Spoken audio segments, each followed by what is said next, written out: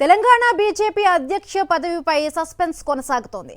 BJP high command ఎటూ తేల్చలేకపోతోంది. ఈ క్రమంలో రాష్ట్ర అధ్యక్ష పదవిపై పార్టీ నేతలు తలో మాట మాట్లాడుతున్నారు. తెలంగాణ బీజేపీ అధ్యక్ష పదవిపై బండి సంజయ్ హాట్ కామెంట్స్ చేశారు. సోషల్ మీడియాలో ప్రచారం చేసుకునే వారి పేర్లు ఉండవన్నారు.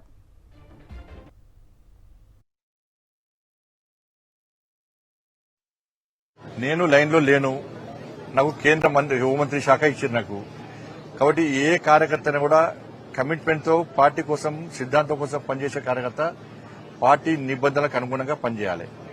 నాకు రాష్ట్ర అధ్యక్షుడు వస్తుందని చెప్పి సోషల్ మీడియాలో ప్రచారం చేసుకోను. నేను ఇప్పుడు వస్తుంది అప్పుడు వస్తుంది ఇప్పుడు చెప్పుకోను. నేను రావాలని కూడా కోరుకుంటాను. నేను ఎందుకంటే కేంద్ర మంత్రిగా హోంశాఖ సహాయ మంత్రిగా అమిత్ షా గారి నేతృత్వంలో సేవ చేసే అవకాశం నాకు వచ్చింది.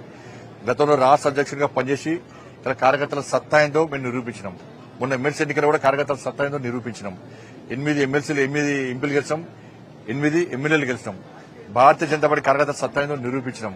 కాబట్టి నేను అధ్యక్షుడిగానే ఏదో నిరూపించుకున్నా. కాబట్టి నేను అందరి లెక్క ఏదో ఇప్పుడే వస్తుంది అప్పుడే వస్తుంది వచ్చింది నన్ను కలవండి అని చెప్పి చెప్పుకునే ప్రయత్నం మా పార్టీలో జరగదు. అది అటువంటి పద్ధతి మా పార్టీలో ఉండదు.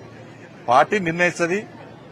ఇంకొకటి చెప్తున్నా, సోషల్ మీడియాలో ఎవరి పేరు వస్తుందో ఎవరి పేరు పెట్టుకుని తప్పుడు వాళ్ళు ప్రచారం చేసుకుంటారో వాళ్ళు ఎవరి పేర్లు ఉండవు. కేంద్ర నాయకత్వం చాలా సీరియస్గా ఉంటుంది. తప్పుడు ప్రచారాలు చేసుకుంటే వాళ్ళను నాకు వస్తుందని చెప్పుకుంటే తప్పవుతుంది. పార్టీ ఒక క్రమశిక్షణ పార్టీ, సిద్ధాంతం కోసం పనిచేసే పార్టీ. ఈ పార్టీని పదవిలకు అనుకో ఒక బాధ్యతకు అనుకుంటాం. జాతీయ నాయకత్వం ఏ నిర్ణయం తీసుకున్నా దానికి కట్టుబడి ఉండాల్సిన బాధ్యత, కమిట్మెంట్ తో పనిచేసేటువంటి జాతీయ భావాజాలం గల సిద్ధాంతం కోసం పనిచేసే కమిట్మెంట్ కార్యకర్తకు ఉంటుంది.